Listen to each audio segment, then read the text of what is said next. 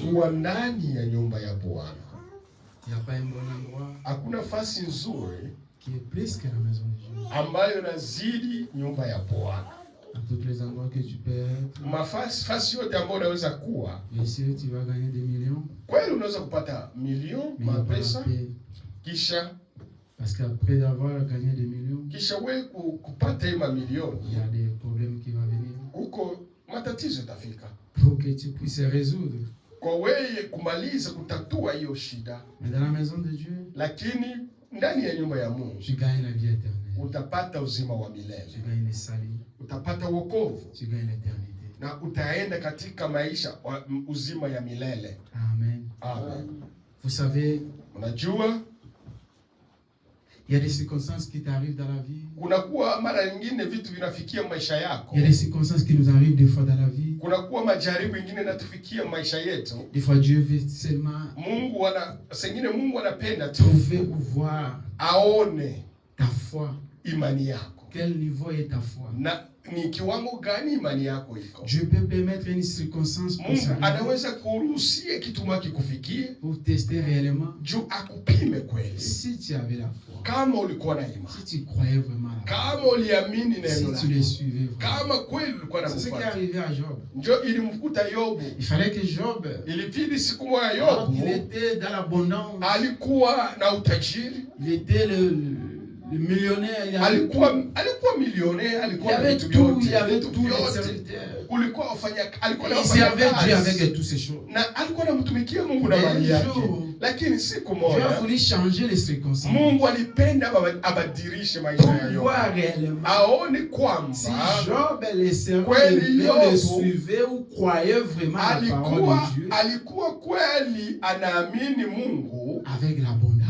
Kupitia ile wingi alikuwa na mali yake. Parce que des fois, kwa sababu mara nyingine quand tu es dans l'abondance, wakati uko katika utajiri, bien assis, wakati unaikala mzuri, tranquille, uko na amani, tu sers Dieu, unamtumikia Mungu, tu pries Dieu, unaomba Dieu, unamsifu, tu crois que tu as la foi dans la parole. Unasema kweli mimi niko na imani kwa maneno ya Mungu. Parce que tu es dans l'abondance. Uko katika utele. C'est ce qui est arrivé à Job.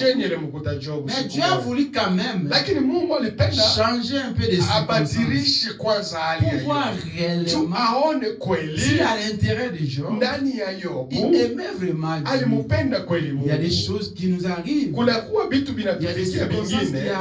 Kunakuwa matatizo yanatufikia maisha. Mungu anapenda aone kweli cette sœur, huyu dada, cette frère, huyu ndugu mais vous croyez vraiment ananipenda a réellement la foi kweli iko na vis-à-vis de la parole na juu ya maneno yangu. C'est pour cela quand des circonstances wakati matatizo na kufikia mu maisha, pas seulement des décisions, examiner la circonstance. Lakini uchunguze kwanza. Est-ce que ce n'est pas une test que Dieu veut tester? Mungu anapenda kunipima. Dieu peut changer quelque chose. Mungu anaweza kubadilisha. Seulement pour te tester à toi.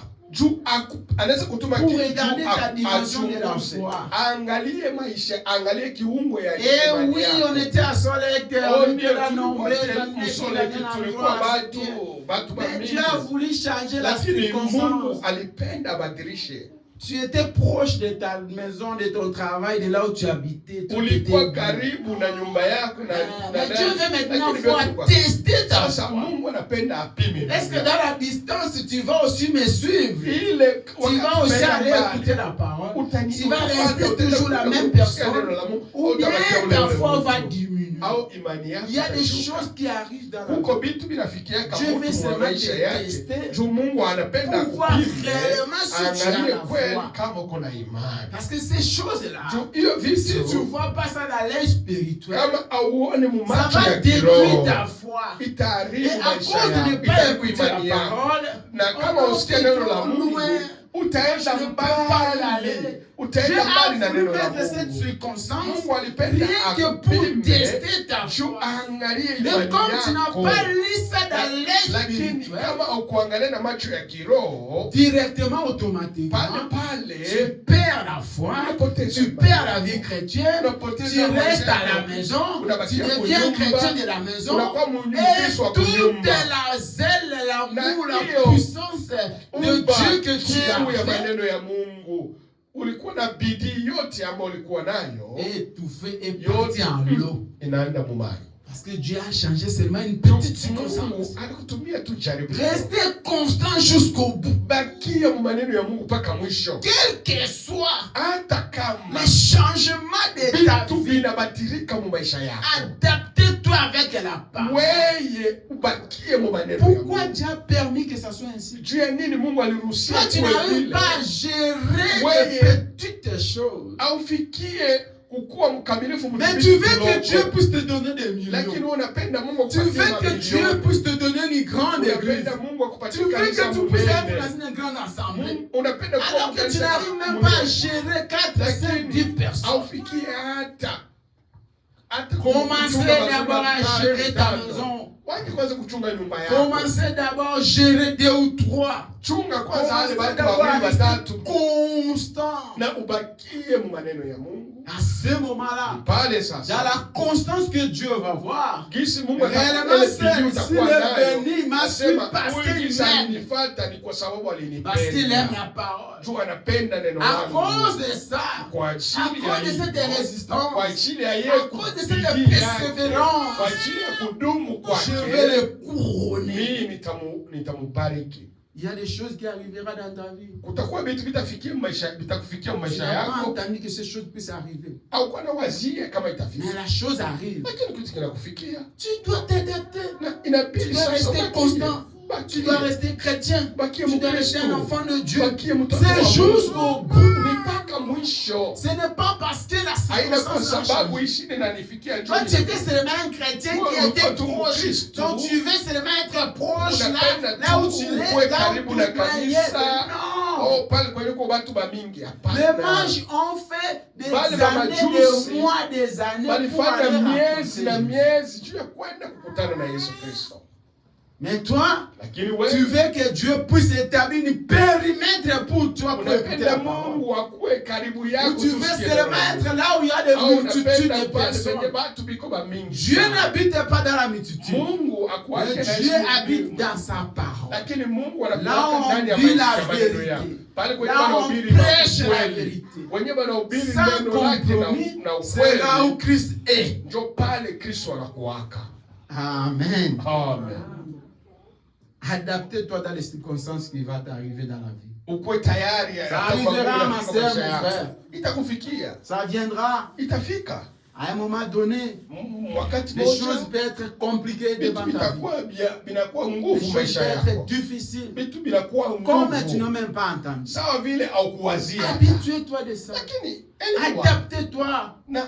Gardez ta foi. Tu as cru pour la vie, pour la mort, pour l'éternité. Tu n'as pas cru parce qu'il faut que tout soit tout autour de toi. Il ne faut pas être un chrétien sur mesure. Non, un chrétien n'est pas sur mesure.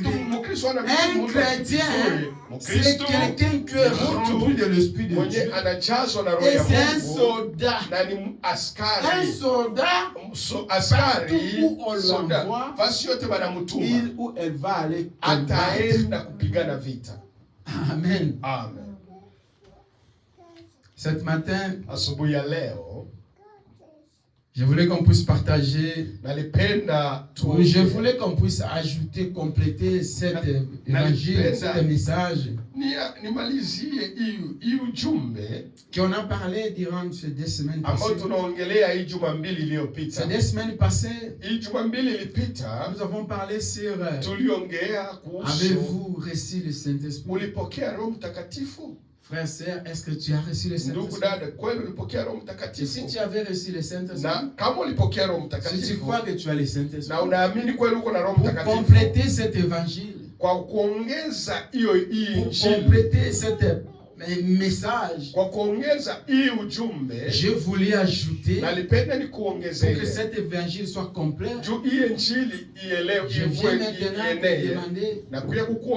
maintenant te montrer, quand tu as reçu le Saint-Esprit, il y a des fruits du Saint-Esprit. C'est pour cette raison, cette dimanche, nous allons compléter cet évangile que nous avons vu ici.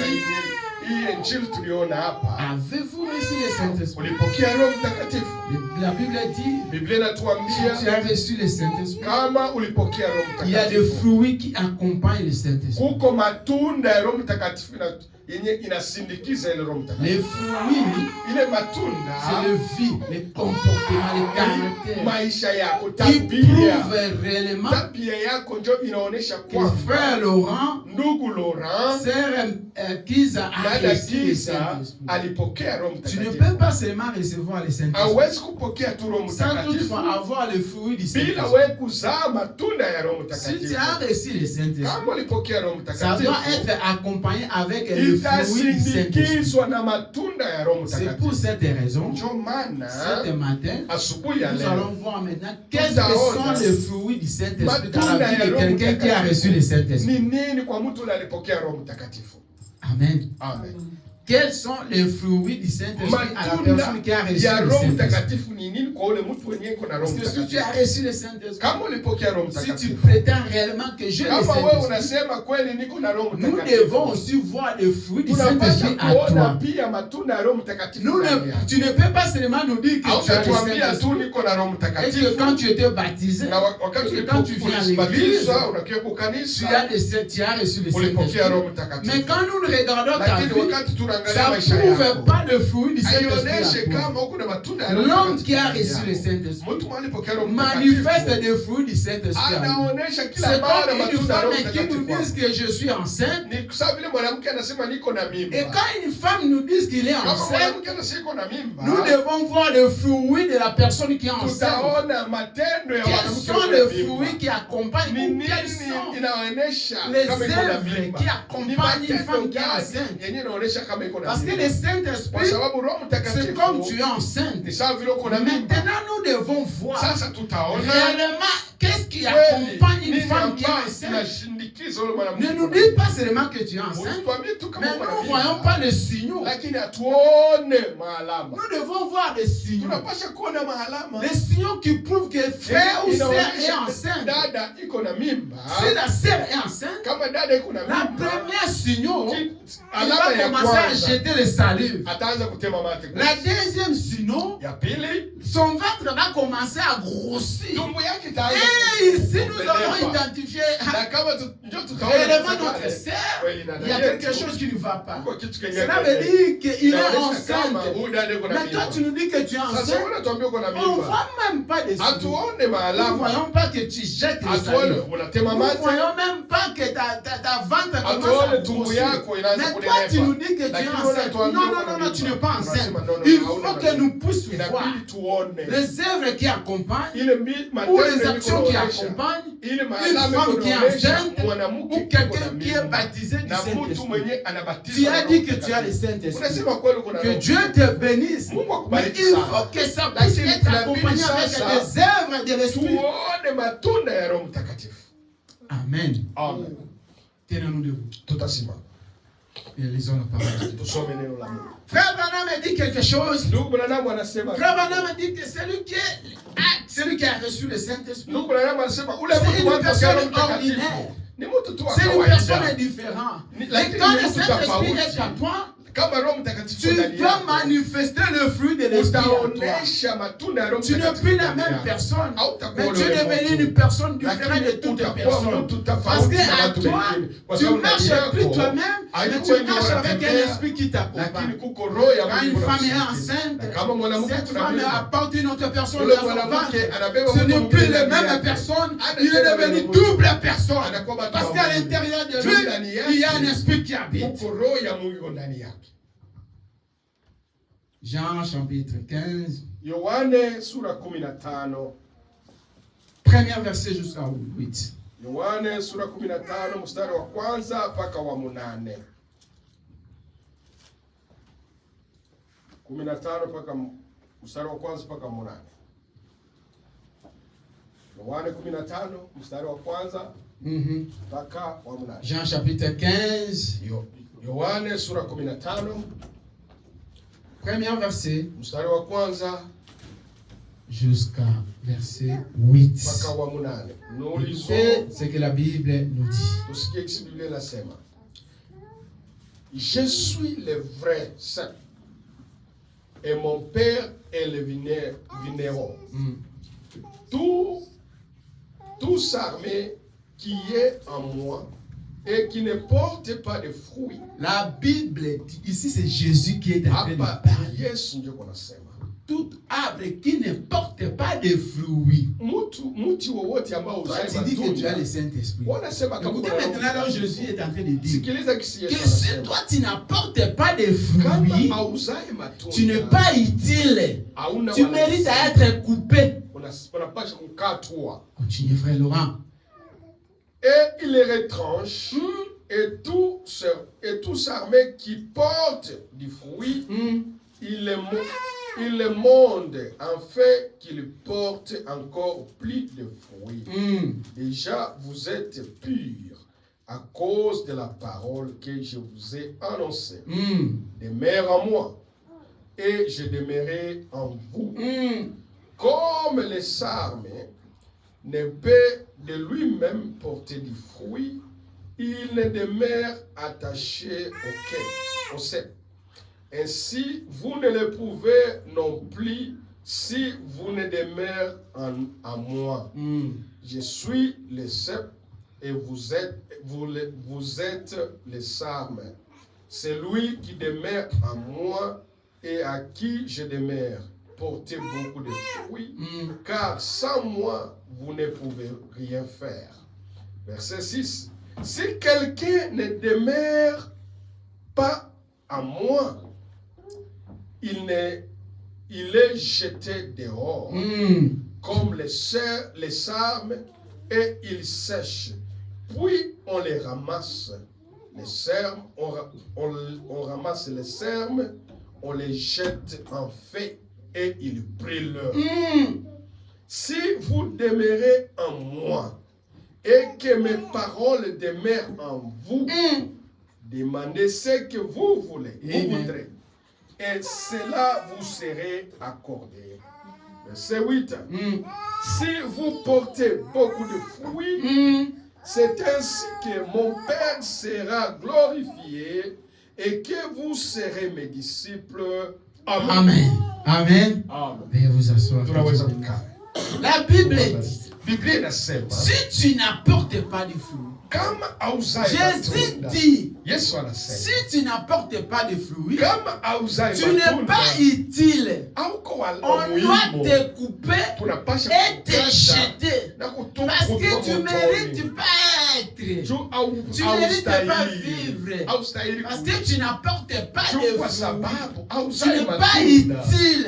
Tu n'es pas important. Alors comme tu n'apportes pas de fruits, tu mérites pas vivre. Tu mérites pas être à l'éternité. Tu mérites pas être avec le Christ. Parce que à toi, le fruit de l'esprit se manifeste pas. À toi, il n'y a pas le Saint-Esprit. À toi, tu n'as pas reçu l'Esprit de Dieu. Mais si tu apportes le fruit, tu dois être conservé, protégé et avoir la vie éternelle. Parce que tu es utile. Parce que toi, tu es important. Tu mérites être gardé. C'est pour cette raison. Vous allez voir. Quand vous arrivez dans un endroit, quand tu arrives dans un banque, et que vous êtes avec une femme qui est en grosse, si elle était derrière toi, on va d'abord commencer à l'appeler. Et madame vient d'abord. Toi qui étais devant, tu dois attendre. Parce qu'à elle, il apporte quelque chose. Il est tellement utile et qu'il ne peut pas rester dans le fil. Un homme qui a porté du fruit. Une femme qui a porté du fruit. La Bible dit, Jésus dit, c'est quelqu'un de précieux. Si vous entrez dans un bus, et qu'il y a seulement une seule place, alors que vous entrez avec une femme qui est en grosse, on doit lui donner la place. Et pourquoi tu vas rester debout? Parce qu'il faut la protéger. Parce qu'il faut les garder. Cette personne apporte des fluides. Mais celui qui n'est pas en grossesse, elle va rester debout. Et s'il est seulement une seule place, moi je vais m'asseoir. Parce qu'elle n'est pas importante. Frère, sœur, tu ne peux pas être seulement un frère et tu nous dire que tu as reçu le Saint-Esprit. Mais nous ne voyons pas les fruits de l'Esprit. Un frère orgueilleux. Une sœur orgueilleuse.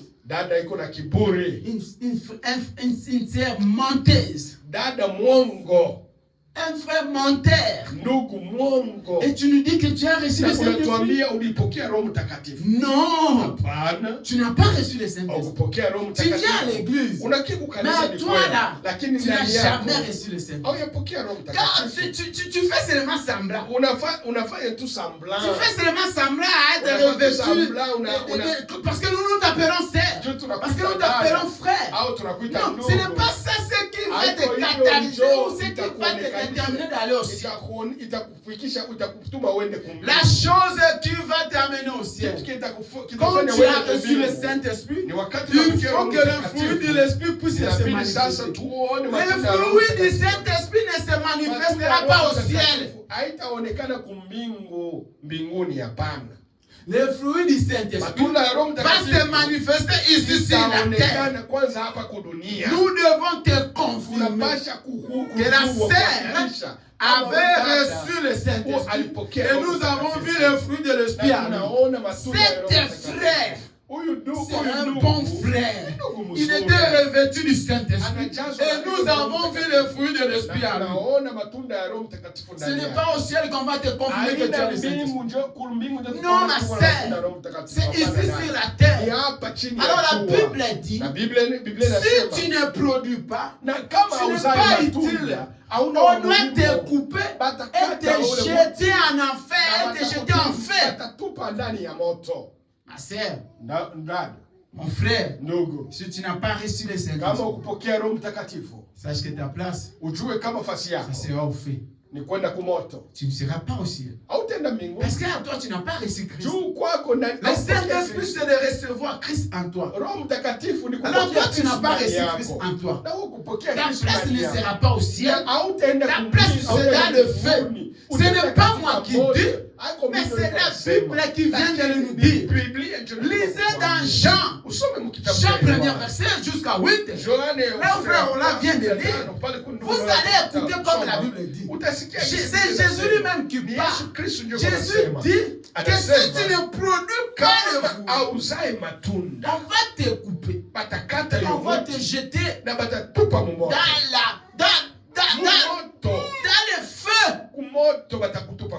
C'est quoi le feu? C'est quoi le feu? Quel est le feu que toi tu penses que la Bible t'a dit? C'est l'enfer.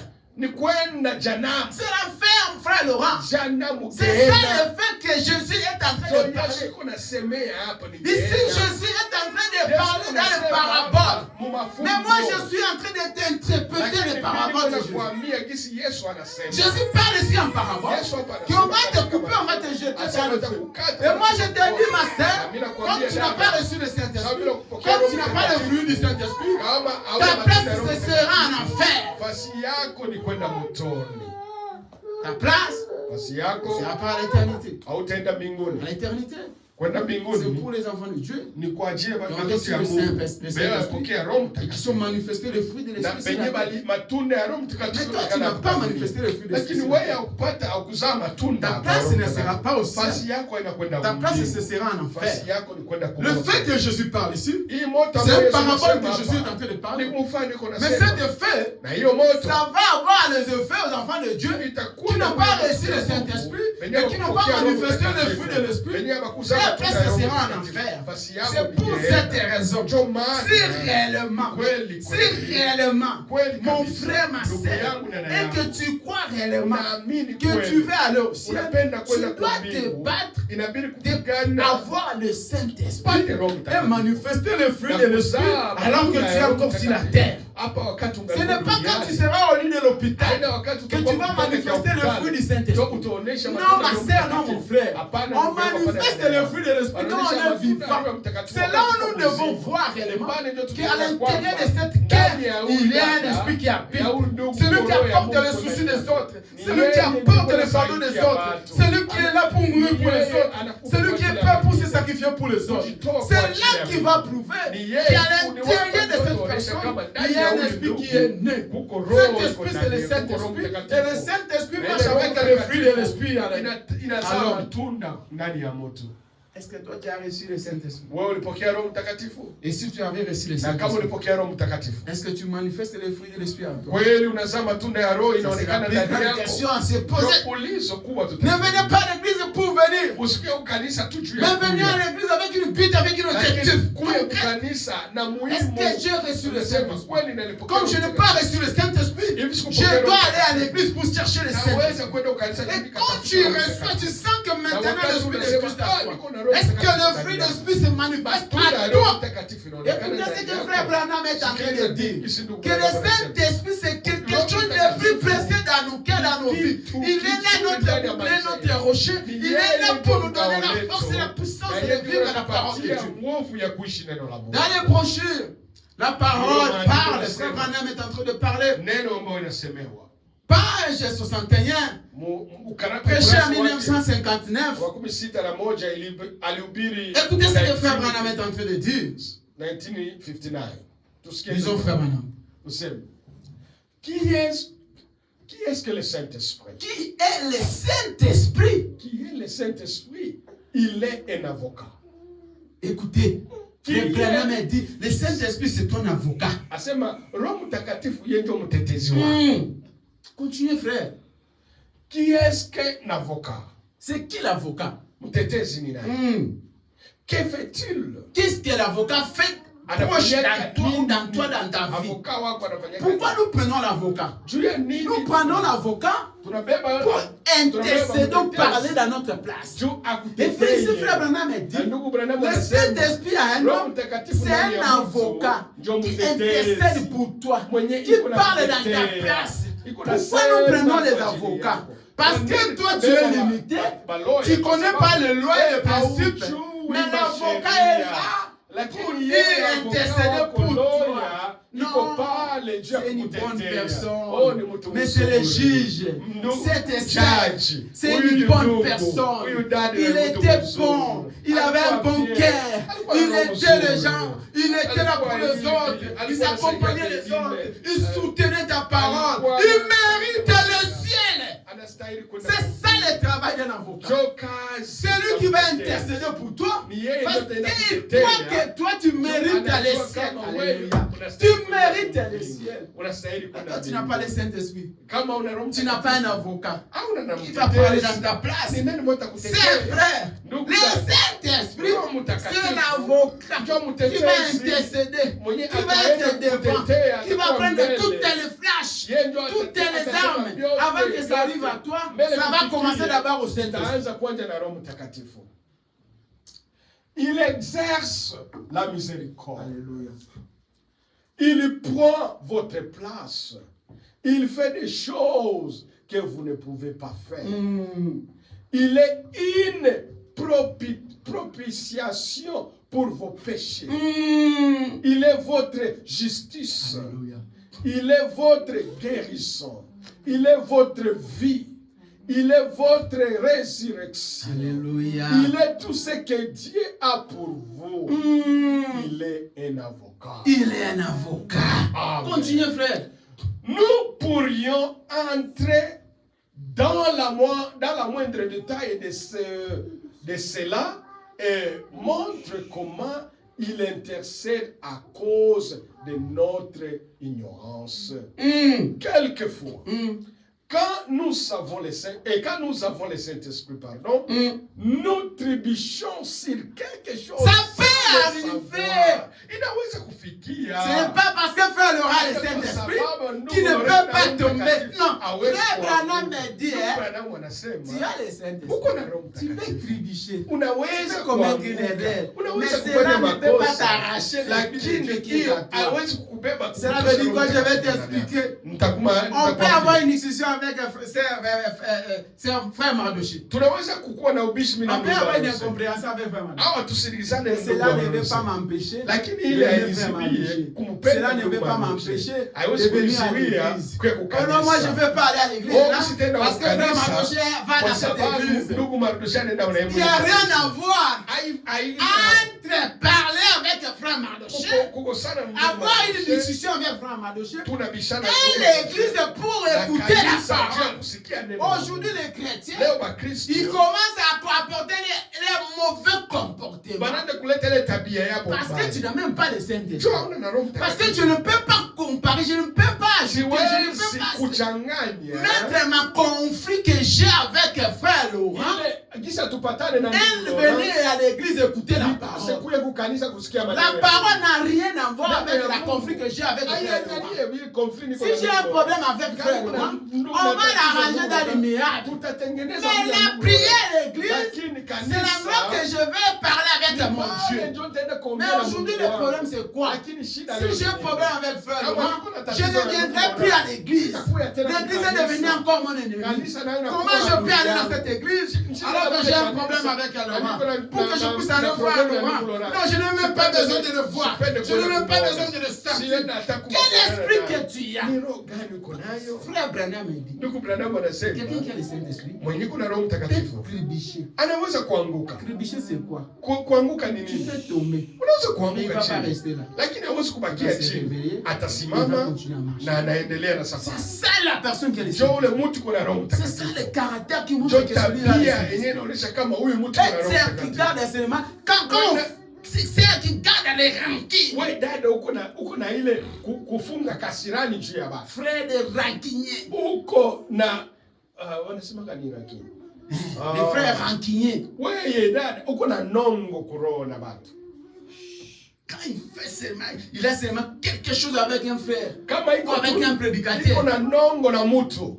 C'est fini. Naacha kanisa. L'église na bangwana ile kanisa hapo sitaendaka tena. Afana ba église. Baikale na makanisa. Yo ndimela kinzambe, okina kusambela pona nzambe, okina kusambela pona frère, pona monter. Au nendaka ni. Où est la relation qui est entre l'église ni utafauti tu pries pour aller au ciel? Et la personne est un individu que je suis. Mais je suis un pécheur. Je peux criminer. Je peux prendre une mauvaise décision. Je peux parler du mal. Mais je reste un homme. Entre moi et Jésus que je viens. Qu'est-ce qui va t'empêcher toi? Je ne peux plus aller là-bas. Parce que je n'ai pas besoin de voir. Je n'ai pas besoin de voir ça. Quand je le vois seulement, parce qu'il m'avait fait ça. Parce qu'il m'avait fait ça. Tu n'as pas le Saint-Esprit. Frère Branham a dit, si tu as le Saint-Esprit en toi, quel que soit le tombé que tu peux tomber, tu ne resteras pas. Et tu vas faire comme ça. Tu vas tirer toute la poussière. Et puis tu vas continuer les choses. Continue, frère Laurent. Le Saint-Esprit est là. Pour intercéder à notre faveur. Il est notre défenseur. Alléluia. Il est là. Tu vois l'importance du Saint-Esprit. Il est votre défenseur. C'est quoi le défenseur? Défenseur, c'est la personne qui te protège. Quand le vent vient, quand le tempête vient, quand le problème vient, il est là ton soutien. Tu viens à ne pas avoir le Saint-Esprit. C'est pour cela que tu n'as pas la foi. Tu ne comprends pas les Écritures. Parce que tu n'as pas le Saint-Esprit. La personne qui a le Saint-Esprit, c'est un oué de Christ. cette personne, c'est très dangereux. Quelqu'un qui a le Saint-Esprit, c'est la personne le très dangereux. Si tu parles une mauvaise parole, ça va arriver dans ta vie. Parce qu'il a l'Esprit de Dieu. Et vous allez voir ce genre de personnes, ils n'aiment pas parler du mal. Ils n'aiment pas être colériques. Ils n'aiment pas dire de mauvaises paroles. Parce qu'il est, il a l'Esprit de Dieu. Il faut faire attention à quelqu'un qui a le Saint-Esprit. Il faut faire très attention à la personne qui a le Saint-Esprit. Parce que quelqu'un qui a le Saint-Esprit, ses paroles, c'est très dangereux. Et quand il peut oser sortir ses paroles, ça peut oser te dégâts dans ta vie. Le frère Branham dit que cette personne a un protecteur. Le Saint-Esprit, c'est notre protecteur. C'est notre gardien. Vous voyez l'importance d'avoir le Saint-Esprit. Quand les flèches viennent, quand les attaques viennent, quand les sorcelleries viennent, quand les épreuves viennent, quand la maladie vient, avant que ça arrive, ça doit d'abord passer par le Saint-Esprit. Si ça détruit le Saint-Esprit, c'est là que ça va t'atteindre. Mais quand le Saint-Esprit, c'est Dieu lui-même, c'est le bouclier. Et comme il est le bouclier, avant que le missile puisse atteindre la ville, ça doit d'abord passer dans les radars. Et le Saint-Esprit, c'est le radar qui va contrôler, va regarder, va vider. Le missile vient, faites attention. Il va te prévenir. Faites attention. Il y a un missile qui vient. Et là, tu vas prendre toutes les précautions. Tu dis, c'est un problème. C'est un problème que Dieu veut détruire ma foi. Veut détruire ma vie chrétienne. Veut me détruire. Et je dois prendre les précautions. C'est quoi les précautions? C'est prier Dieu. Seigneur, je sens que les épreuves viennent. Je sens que le missile vient. Soutiens-moi, Seigneur, que je ne puisse pas tomber dans cette piège. C'est ça avoir le Saint-Esprit. C'est ça le travail du Saint-Esprit dans la vie de nous. Frère Branham a dit le Saint-Esprit, c'est l'absolu.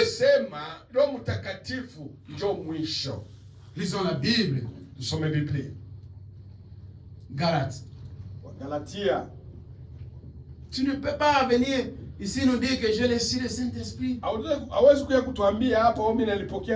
on regarde, on ne voit pas le fruit de l'Esprit. Non, ma sœur. Non, mon frère. Tu as reçu le Saint-Esprit. Nous devons voir le fruit de l'Esprit. Ça doit naître, ça doit apparaître. Nous devons la voir. Toi, ne nous dis pas les histoires, nous voulons voir. Nous devons voir réellement qui à l'intérieur de ces phrases, il y a l'Esprit de Dieu. Il y a le fruit de l'Esprit. Le frère qui est là, attache à la parole. Comme tu as un petit souci, que tu l'approches, même s'il ne peut pas donner la solution, mais il va quand même apporter son soutien.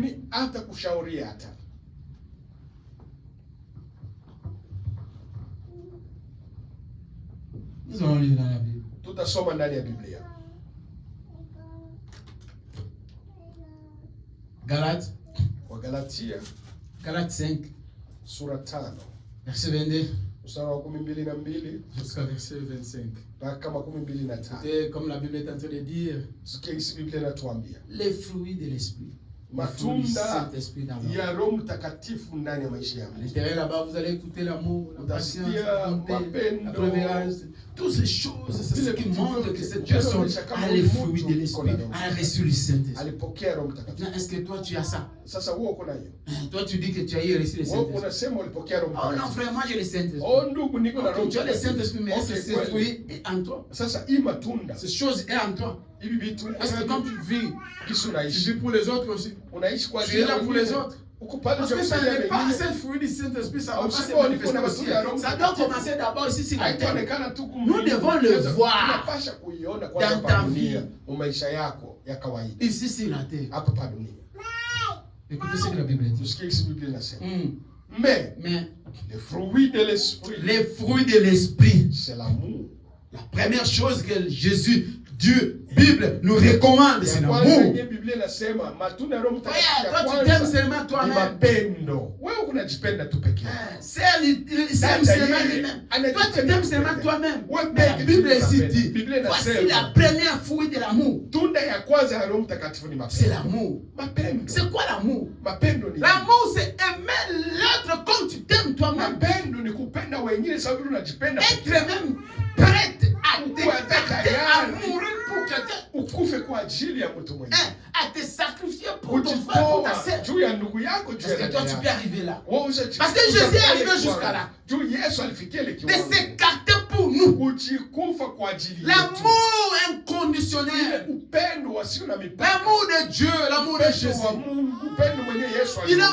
Il s'est sacrifié. Il a accepté d'apporter la croix. Humilié. Pas pour lui, mais pour toi. La plus grande amour. Maintenant, est-ce que l'homme peut arriver à ce niveau-là? C'est difficile. Mais il faut faire un effort. Personne ne peut arriver là où Jésus est arrivé. Personne ne peut avoir l'amour que Jésus a. Personne ne peut se sacrifier comme Jésus. Mais est-ce que tu peux essayer de t'écarter pour ton frère, de t'écarter pour ta sœur, de t'écarter pour un inconnu? Tu arrives vraiment comme ça, on te dit, il faut céder ici. Il faut céder pour ta sœur. C'est difficile. Tu comprends, c'est difficile. Mais est-ce que tu as déjà essayé? Est-ce que tu peux même essayer? Ici, je ne dis pas que tu peux faire comme Jésus. C'est difficile. Personne n'aura l'amour comme Jésus avait. Personne. Est-ce que tu essaies même les petits signaux? Et je vais te dire une chose. Quand tu fais quelque chose, n'attendez pas que la personne puisse te récompenser. L'homme ne te récompensera jamais ce que tu as fait. Laisse ça seulement à Dieu. Que Dieu lui-même est Dieu. Un jour te récompenser. La première recommandation, c'est l'amour. Pourquoi? Parce que l'amour, de la façon que toi tu t'aimes, aimer encore celui qui a c'est quelque chose qui est impossible. Aujourd'hui sur la terre, c'est difficile. C'est difficile pour que quelqu'un puisse aimer notre personne. Parce qu'aujourd'hui, tel que nous vivons, nous ne s'aimons pas, nous sommes là en train de se défier, en train de se regarder. Est-ce que si je fais ça, ça ne va pas retourner contre moi? Est-ce que si j'essaye même ça, ça ne va pas retourner contre moi? Oui, c'est difficile aujourd'hui de faire quelque chose pour une autre personne, de se sacrifier pour quelqu'un, de donner ta vie pour quelqu'un, d'être là pour quelqu'un. Surtout ici en Amérique, c'est tellement difficile. Tu vas voir quelqu'un qui est dans qui souffre dans la rue, tout le monde passe. Personne ne veut s'arrêter. Personne ne veut savoir, c'est son problème. Il faut appeler avant que One vienne. Est-ce que tu ne peux pas t'accrocher là pour savoir pour compatir? Frère qui n'a même pas le cœur de compatir. Frère qui n'a même pas le cœur pour compatir.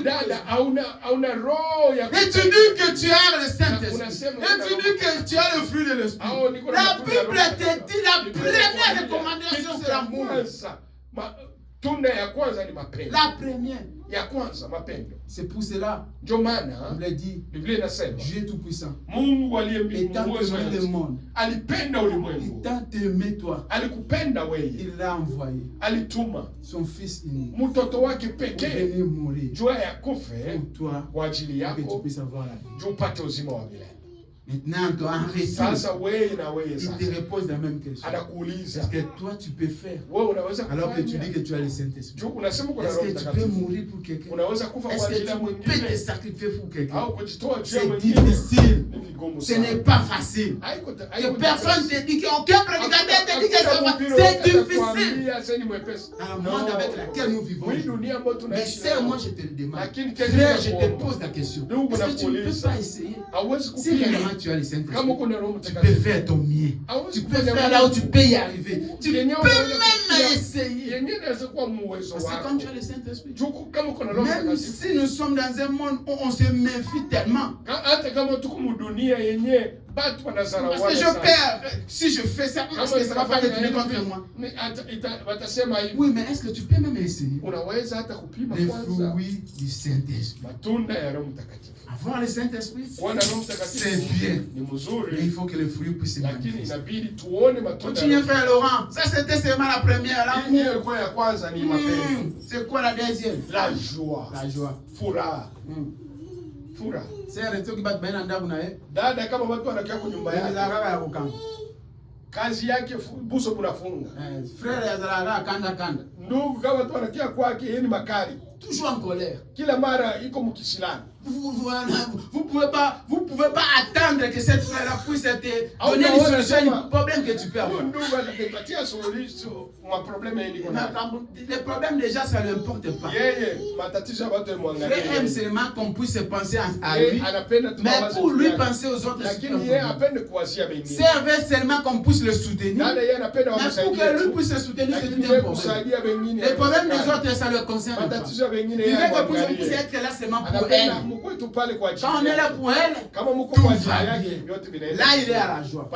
Mais si on n'est pas là pour elle, non, il ne s'intéresse pas au problème des autres. Vous n'arrivez dans la maison de sœurs, de frères, tu regardes même pourquoi tu étais venu. Tu regardes pourquoi tu es venu.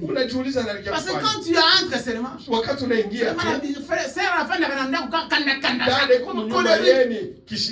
comme un diable.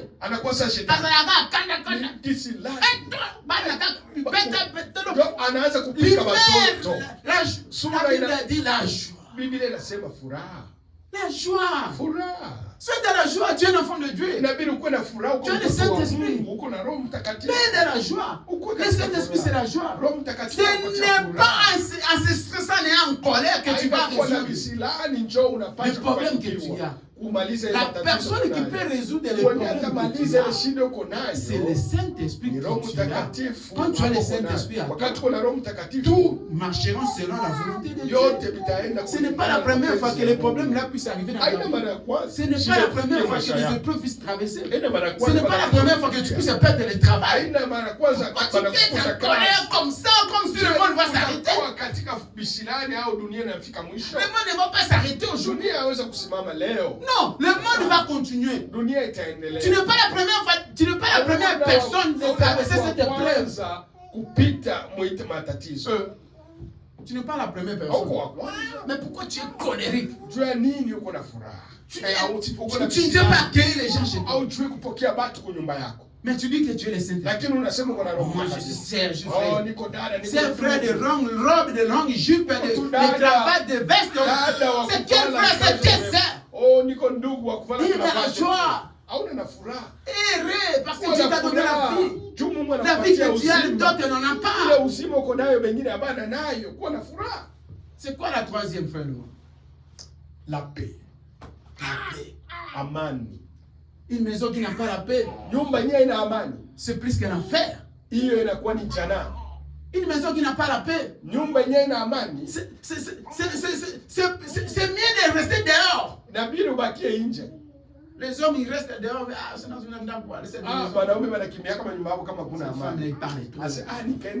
Tu es devenu l'enfer sur la terre.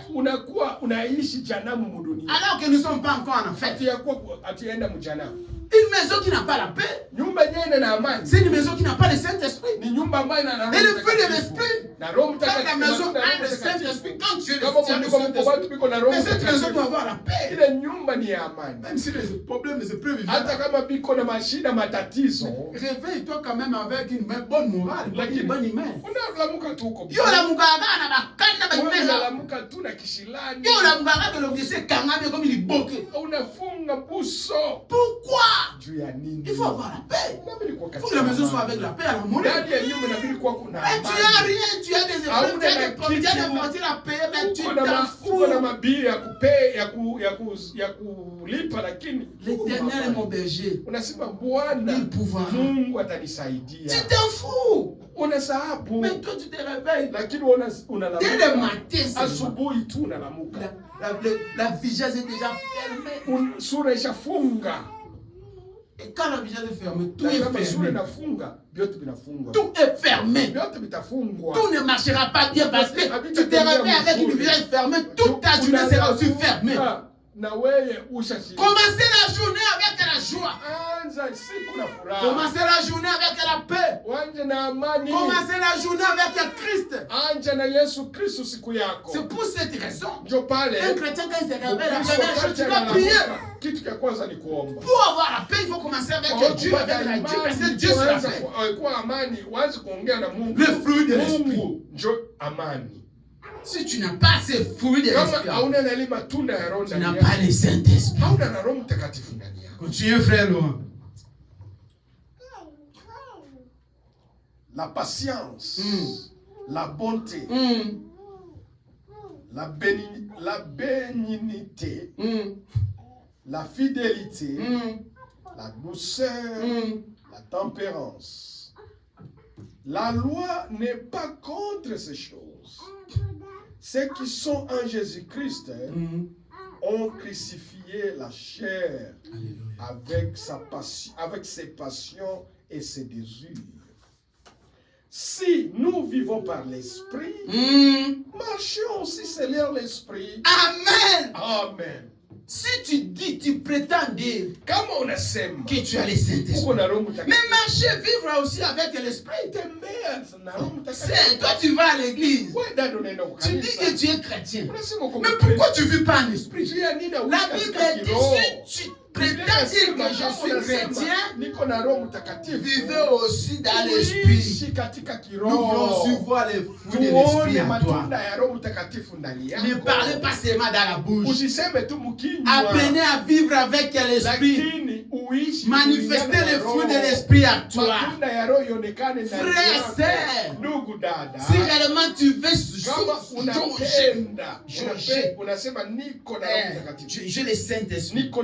Regardez réellement ta vie. Est-ce que tu vis en esprit ou bien tu vis à la chair? Parce que si tu vis à la chair, tu ne vas pas manifester le fruit de l'esprit. Mais si tu vis en esprit, montre-nous le fruit de l'esprit. Montre-nous le Saint-Esprit qui est à toi. Montre-nous Dieu qui est en toi, que tu as fait. Montre-nous la parole que tu as reçue. Montre-nous l'évangile que tu suis. Chaque jour, on te voit à l'église. Mais où est le fruit du Saint-Esprit qui est à toi? On voit seulement un homme qui vient. Tu viens à l'église tout le temps. Mais en retour, nous ne voyons pas le fruit du Saint-Esprit à toi. Il faut que nous puissions voir le fruit du Saint-Esprit pour réellement confirmer qu'à l'intérieur de ses frères, à l'intérieur de ses sœurs, il y a le Saint-Esprit. Et comme il y a le Saint-Esprit, là, il y a la manifestation du Saint-Esprit. La sœur ne vit pas à la chair, la sœur vit en esprit. Ceux qui marchent en Christ ne marchent pas en chair. Ceux qui marchent sur Christ marchent à l'esprit. Parce que Dieu c'est l'esprit. Alors si tu vis en Christ et que Christ vit en toi, montre-nous la vie de l'esprit de Dieu. Manifeste le fruit de l'esprit. Ta vie ne reflète pas le Saint-Esprit. Ta vie ne reflète pas le fruit du Saint-Esprit en toi. Tu as crié à la parole. Tu as suivi Jésus. Tu viens à l'église. Mais tu n'as pas encore reçu le Saint-Esprit. Et ta vie ne montre pas le fruit. Cet dimanche, alors que nous sceller cet évangile. Hivi tunapenda tutie injili yote pamoja. Avez-vous reçu le Saint-Esprit? Ulipokea Roho Mtakatifu? Et si tu avais reçu le Kama Saint-Esprit, ulipokea Roho Mtakatifu, quels sont les fruits de l'Esprit que ni tu matunda manifestes? gani ya Roho Mtakatifu? Cet dimanche, Leo Frère, siku ya leo dada, regardez ta vie. angalia maisha Examine ta yako. vie.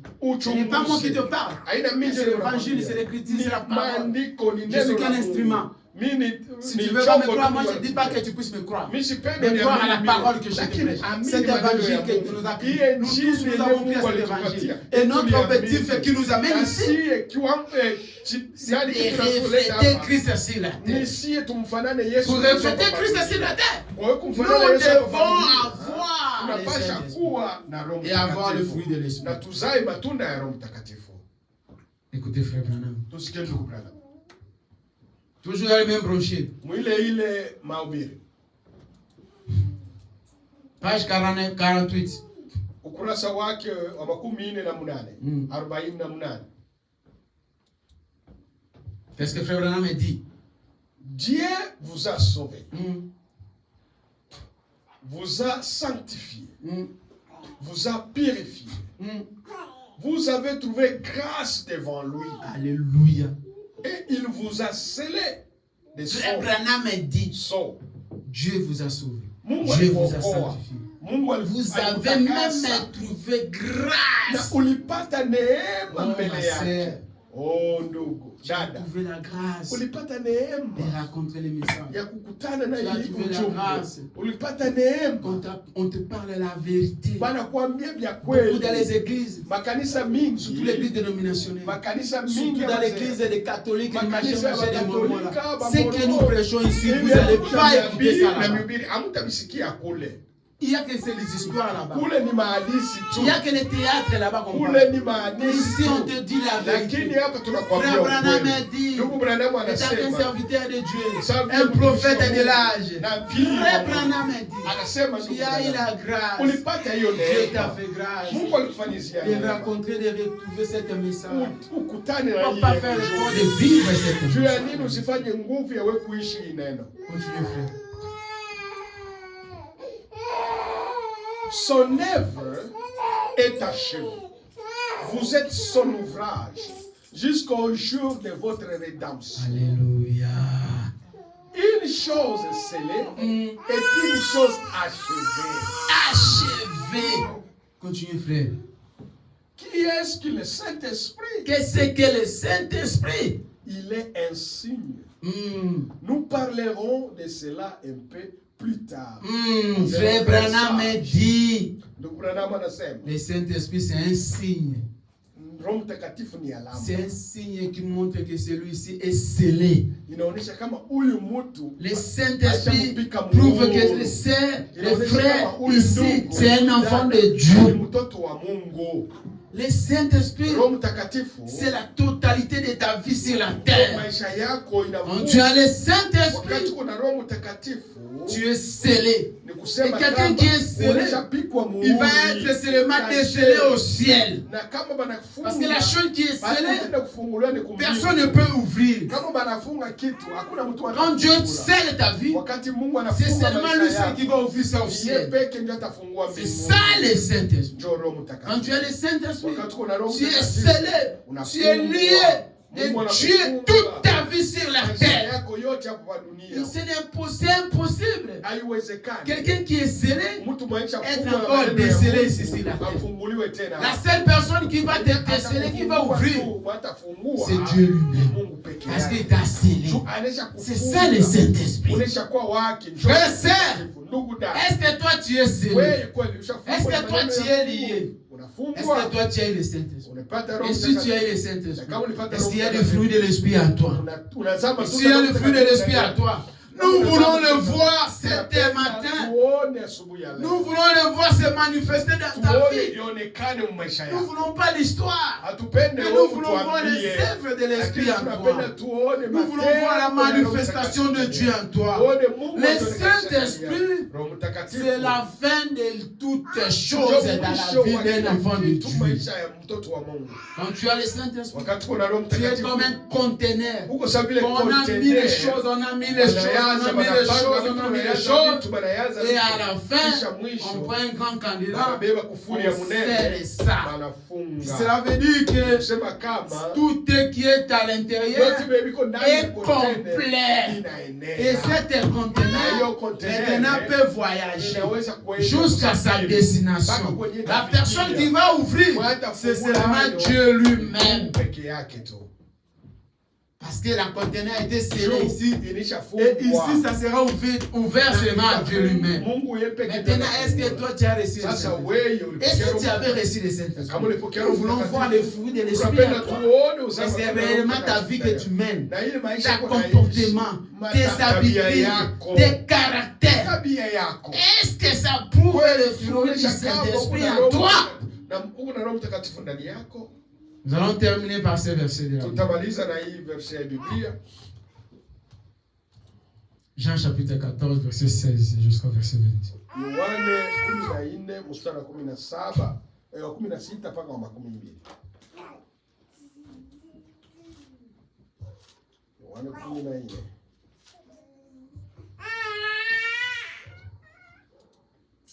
Jean 14, 16 jusqu'au verset 20. Yohane 14 mstari wa 16 mpaka 12. Et moi, je prierai le Père, et il vous donnera un autre consolateur. Jésus dit à ses disciples, Yesu anawaambia mitume wake, et mon Père vous donnera un autre consolateur. Nitaomba kwa Mungu na Mungu kwa Baba atanipatia msaidizi. C'est le Saint-Esprit. Ni Roho Mtakatifu ndio msaidizi. Afin qu'il demeure éternellement avec vous. Le Saint-Esprit demeurera éternellement à toi. Roho Mtakatifu tabakia milele ndani yako. Continue, frère. L'esprit de vérité. Le Saint-Esprit, c'est l'esprit de vérité. Toi qui vis avec le mensonge, comment tu veux dire que tu as le Saint-Esprit alors que le kuta est comme vie na yo? Le kuta est comme vie na yo, frère. Le Saint Écriture dit, c'est l'esprit de vérité. Continuez, frère. Que le monde ne peut pas recevoir. Cet esprit, il est réservé seulement aux enfants de Dieu. Le Saint-Esprit est réservé seulement aux croyants, aux enfants de Jésus, aux ceux qui vont aller au ciel. Est-ce que toi tu la mérites réellement? Ce n'est pas donné à tout le monde. Ce n'est pas pour tout le monde. Mais c'est pour les enfants de Dieu. Continue. Parce que qu'il ne les voit point et ne les connaît point, mais vous les connaissez, car il demeure avec vous et il sera en vous. Amen. Verset 18. La Bible dit, et il ne voit pas. Mais toi tu le vois. Il demeurera en toi. Où toi tu vois le Saint-Esprit? C'est dans les Écritures. C'est dans la parole. Que la parole te recommande. Que Dieu a promis. Que toi tu dois avoir le Saint-Esprit. Les païens ne vont pas voir le Saint-Esprit. Un païen ne peut pas comprendre ce qu'on est en train de parler. C'est réservé seulement pour un enfant de Dieu. Ne pense pas que demain t'appartient. Cherche le Saint-Esprit maintenant. Parce que c'est une recommandation. Dieu a promis. Dieu a promis à nous, les enfants de Dieu. Ce n'est pas aux païens. Les païens n'ont rien à voir avec ce qu'on est en train de parler ici. Ce qu'on est en train de parler ici, c'est rien que pour toi, ma sœur, pour toi, mon frère. C'est pour toi seulement. Ne regardez pas à gauche, à droite. Dieu ne vient pas sauver tout le monde. Jésus est venu seulement sauver ceux qui ont crié et ceux qui l'ont suivi. C'est pour cela que vous allez voir qu'ils étaient pas nombreux, c'était seulement 12. Ce n'est pas tout le monde, à tout le païen qui vont comprendre l'évangile, la parole de Dieu. C'est que Dieu vous a fait grâce. Il a rencontré la parole. Il a rencontré le message. Dieu t'a fait grâce. Et pourquoi tu ne veux pas vivre cette parole? On n'a même pas besoin de continuer. Je vais seulement te dire, ma sœur, si tu n'as pas reçu le Saint-Esprit, mon frère, si tu n'as pas eu la grâce de recevoir le Saint-Esprit, c'est une recommandation, une obligation que Dieu nous a envoyée à nous, les enfants de Dieu. C'est la promesse que Dieu nous a promis à nous. Ce matin, révisez ta vie. Est-ce que réellement j'ai le Saint-Esprit? Est-ce que tu as le Saint-Esprit? Est-ce que le fruit des œuvres, toi tu as discernement les gens qui sont proches de toi. Les inconnus, ça ne t'appartient même pas. Est-ce que tu as vraiment les fruits de l'Esprit? Est-ce que quand on te regarde réellement, on trouve vraiment que Christ habite à toi? Cette matin, je veux que tu puisses montrer le fruit de l'Esprit. Je sais que nous sommes habitués à Dieu, nous sommes habitués à la parole. Mais laisse-moi te dire une chose. S'il y a quelqu'un qu'on ne s'habitue pas avec, c'est Jésus.